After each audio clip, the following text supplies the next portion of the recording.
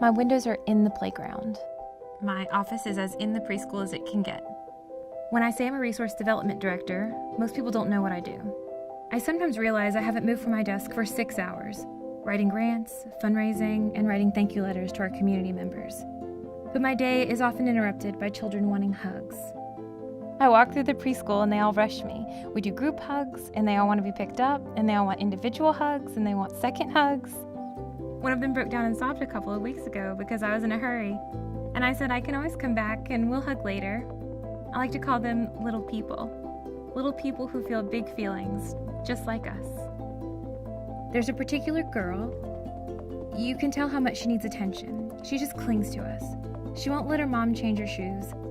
They actually put marks on her feet. Just a little button of a shoe with flowers on them. And we see a lot of times that when children have no control in these situations, they control what they can. These are children who have either witnessed or experienced abuse. One of our innovations is our therapeutic preschool that helps children recognize and express their emotions and understand what healthy relationships look like. We use an evidence-based curriculum, and we're the only program of this kind in our service area in South Mississippi. If we break the cycle for children, it breaks a larger intergenerational cycle of violence that affects everyone.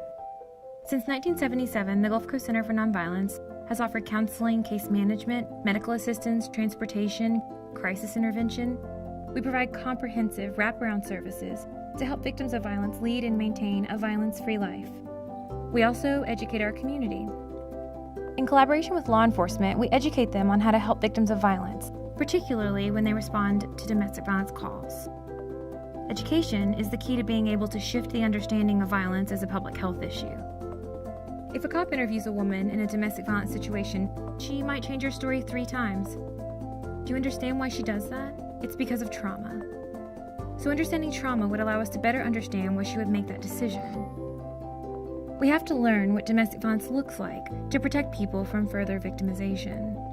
Our court advocate sits with the client in their emotional space, educates them on their rights, and shines the light on patterns of abuse to uphold their best interests. Sometimes all it takes is one person to say, "I believe you." We also have traditional legal services to help our client get a divorce or get her kids back or get a restraining order. People forget how deeply personal this is, but these are real people with real stories, and they deserve empathy and they deserve humanity. Not everywhere has an agency like this one that's been around as long as we have with as many services. So it's really important that we continue this work. Sometimes people come to us through our sexual assault program, our survivors of homicide program, or shelter program. One of our clients, Marquita, told me the center has redefined who she is, that she has found strength and regained confidence. Marquita has a beautiful presence and resilience about her that resonates with us as staff because she has worked so hard to reach her goals and find her balance. She told me she becomes stronger every day that she is here, and that she now knows who she is. She's the reason we're doing this work.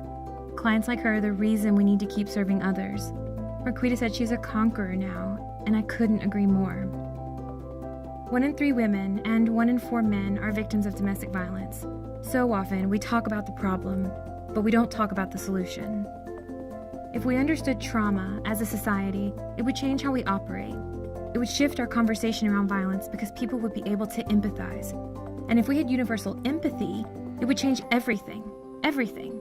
We'd raise our children differently, we would exist differently, we'd serve differently, we wouldn't be a nonprofit, we'd be woven into the thread of our culture. We wouldn't have to look for funding to serve those in need.